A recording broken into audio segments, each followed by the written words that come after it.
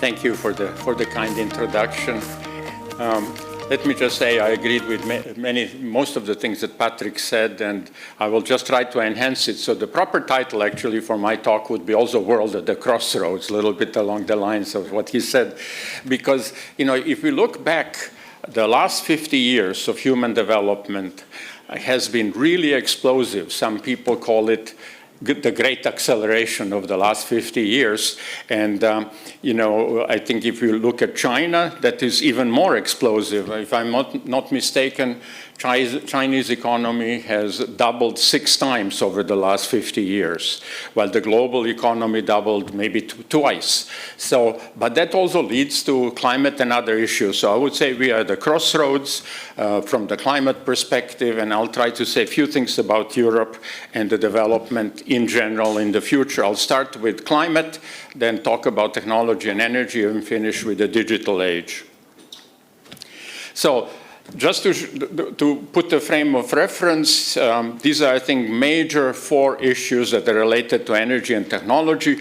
On the left, you see the problems that people that have been left behind are facing. China has solved that problem to a large degree, but still about 2 billion people suffer from indoor air pollution, and about 4 million die prematurely from that in the world.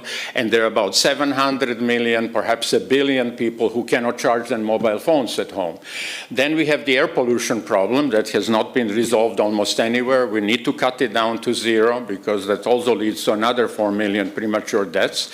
And then militarization of energy, of trade, so some people call it energy security, and then the climate change. So let me just go to give you an impression of what the European public and the public in the rest of the world thinks about these 4. This is based on a very large interview, what it thinks about energy security, energy affordability, climate, and so on. And if you look on the left, there are many European countries where the red field, the affordability, is in the one of the main concern, followed very slow, immediately with the energy security issues and so on. But if you look on the right side, there are also interviews for China, if you can see that. And it's interesting that in China, decarbonization is the top topic, again, followed very closely with the other 2. So I think that kind of sets the frame of what people really think is a major challenge on the way forward. So let me start with climate. This is very similar to what Patrick has shown. This shows the mean global temperature since the beginning of the industrialization in the world. And so we should probably focus on these last 50 years, 5 decades of great acceleration. You can see the temperature has really increased, and most unfortunately, last year, we already had 1.5 degrees above the pre-industrial level. So we are reaching the lower target of the Paris Agreement. And as you can see, it's continuing. Most unfortunately, emissions are still rising. Just this morning, I looked at the statistics. Last year, the energy emissions alone exceeded 40 billion tons of carbon. And are increasing. And we have known that. I started working in this topic in 1975 on climate change. And even at that time, there were papers in Science everywhere expecting this to increase. But we had many negotiations, lots of agreements, including the heroic Paris Agreement.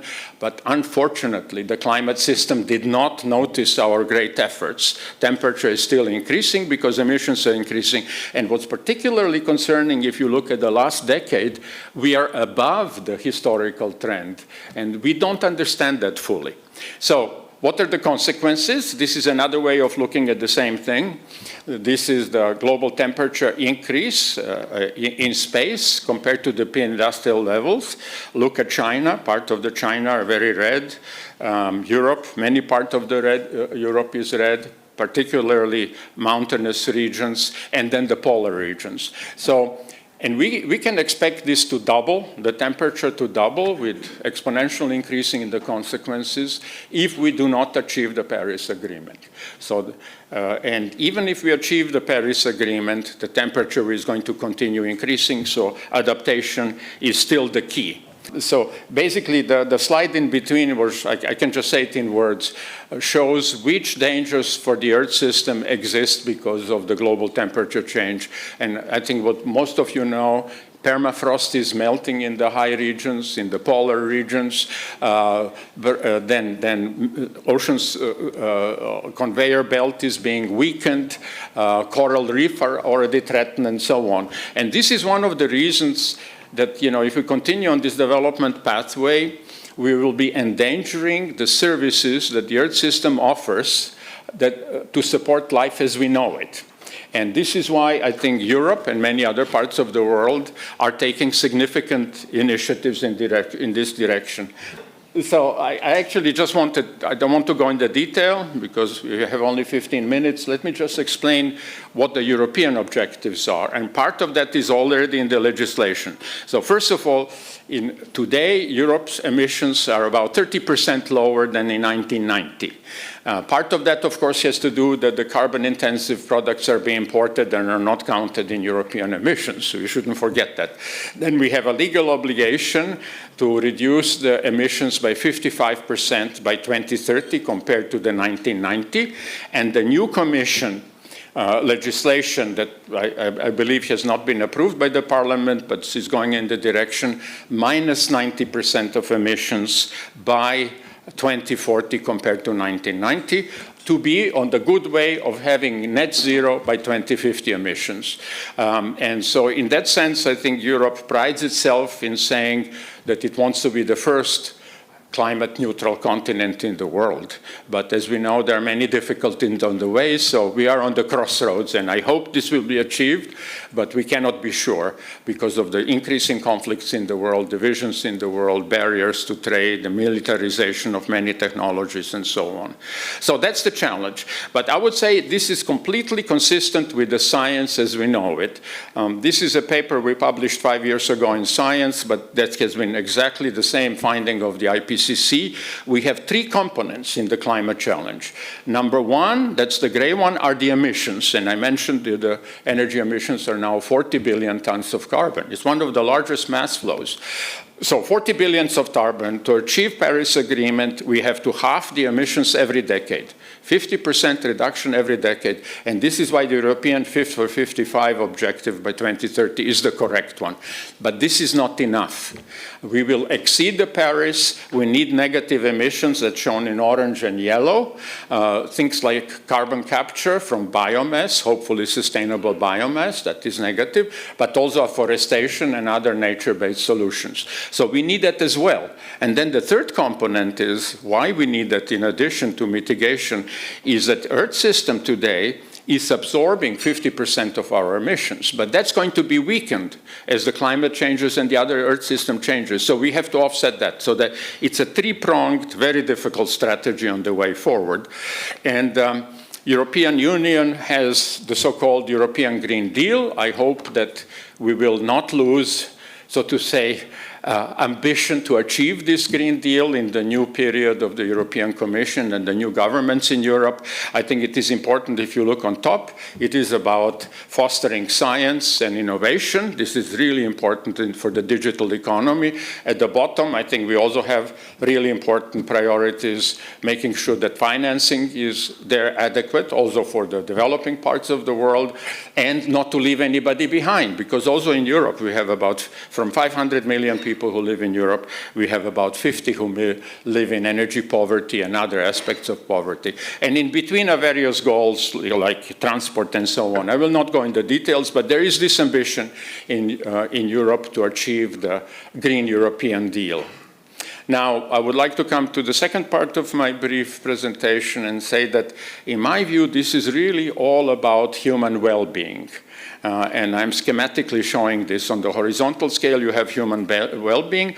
On the vertical scale, provision of services, such as energy, digitalization, and so on.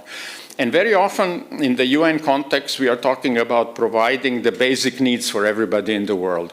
And I would argue this is too humble. This is not good enough. We need decent living for everybody. And I think China is one of the countries that has really achieved that, from poverty to decent living. But for that, in order to avoid major tipping of the Earth system in the negative direction, we also somehow have to reduce the overconsumption and in particular reduce the waste, which means circularity in the economy and so on. And in my view, and I think this is what Patrick also said, this cannot be just technical innovation. This has to be behavior. There has to be new institutions, new business models. So I would say new values, morality, and ethics are necessary to achieve this kind of beautiful and sustainable future for all. So that would be my personal argument for the way forward. And let me illustrate to you very briefly that this is possible. We have done this before. I love this picture. On the left, you see the Easter parade on the Fifth Avenue in New York City in 1900, and only horses and coaches. 13 years later, mostly cars. And so you can see that in a short period, in fact, the replacement of horses by cars took about 30 years in most of the countries around the world. So in 3 decades, one can have a fundamental transformation of our societies and technologies. In this case, also in the direction of efficiency. Cars are more efficient than horses in terms of energy, but they produce more pollution. We have lots of cars, even though horses produce lots of pollution. So let me show you briefly the second example, which I think most of us are familiar with. It's the diffusion of the cell phones. And if you look in the middle, these are some, there are some 50 analog and digital devices that the cell phone replaces that I think most of you are familiar with. If you look, they need about 550 watts of energy and about 72 watts in standby. And now, in 1990, a digital phone was introduced, originally by Motorola, and now we have the smartphones that need about 5 watts. So they're 100 times more efficient and offer many, many more services. And on top of it, I mean, this is why I'm so hopeful. On top of it, they require about 25 times less materials. That means also 25 times less emissions, all on average, stylized. So there are opportunities for the new technologies, and I think this is an example of digital technology that has spread throughout the world, not just in the OECD countries, not just in China, not just in India, but in the whole world. And the diffusion lag was very small, and it took 30 years. In 3 decades, everybody in the world has a phone. So I think what we need to focus on is how to change our own behavior and preferences in this direction of sufficiency. And I'm sure that digitalization will bring new business models, as we heard during this conference, integration of the systems. And I think what will be also required, and that might not be all that popular, is to shift ever more to a shared and circular economy. And the digital revolution, in my view, can help this, if we can avoid the negative consequences of digital revolution that we talked about yesterday morning in such a convincing way. So let me just conclude my talk by showing you some images of what can, I think, bring this kind of more sustainable society in the future. On the top, again, controversial, I think in particular in countries where ownership levels are very high, going from ownership to usership. That means sharing things. So shared economy and usership, and there are many examples of technologies around the world that are already working. And then in yellow at the bottom, some symbols, I think, of the really grand transformation. This is the integration of systems in a very large sense, going from automized, from individual silo solutions to the integrated solutions. So that would be my perspective, and let me just show this image that I think in this conference is not necessary. I think the real power will be of the convergence of many of these digital technologies and new techno-economic and behavioral paradigms. I have to ask my question after hearing everything yesterday and today, what will be our role in the world dominated by artificial agents? But this is very far from now. Let me just give you one example, because Patrick showed how much energy AI requires, on the orders of gigawatts. That means billion watts of power, and our brain needs only 50. So the whole humanity needs only about 40 gigawatts to produce all of the intellectual cognitive activities that we have. So let me just conclude. This is absolutely the last slide. I think we can look at the historical development as a number of phases. We had canals, sailing ships, not to go into detail, that was a very powerful development. Then came the railways, steam, locomotives, coal, and so on. And then we have the modern age of oil, cars, petrochemicals, not to mention everything. And I believe that the next pulse for the next 30 to 40 years will be one of digitalization, of convergence of digital technologies, but we also need infrastructures, so we need things like Belt and Road as well. So it's a dual problem. Granular technologies that can diffuse very fast, but also infrastructures that can provide the support. So thank you very much. I'll stop here.